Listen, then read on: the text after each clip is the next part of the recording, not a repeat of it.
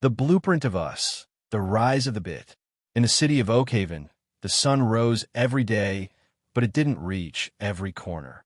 For 400 years, a long shadow had stretched across the neighborhoods where Zola lived. It was a shadow cast by history, a system designed to keep the soil dry while other gardens flourished. Zola looked at the towering glass spires in the distance and wondered why the light felt so far away.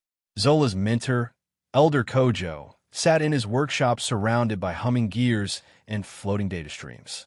"It's a math problem, Zola," he said, his voice like the low rumble of a drum. For centuries, the rules were rigged. While one group started with a 200% advantage, our people were left with only 2% of the wealth they created. But math can be rewritten, Kojo continued.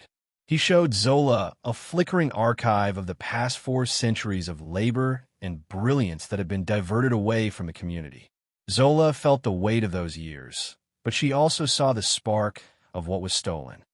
The deprivation was intentional, Kojo whispered, which means the restoration must be even more intentional. Kojo handed Zola a digital tablet. On it was a plan called the Black Infrastructure Trust, the B.I.T. It wasn't just a bank or a fund. It was a blueprint for a new kind of power.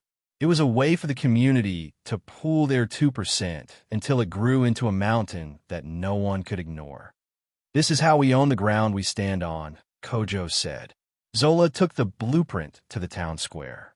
She met Eris, a master builder who knew how to turn dreams into steel. "We've been building everyone else's world for generations," Zola told him. "The B.I.T says it's time to build our own. If we all contribute what we have, we don't need to ask for permission to thrive." The work began with a single brick, but not a brick of clay, a brick of collective ownership. Eris used his drones to lift heavy beams of lightweight carbon, while a young apprentice named Soji watched in awe. Every person in the neighborhood owned a piece of this building. They weren't just workers, they were the founders. The shadow over Oakhaven began to retreat as the first B.I.T hub. Inside the new hub, the B.I.T funded a school like no other.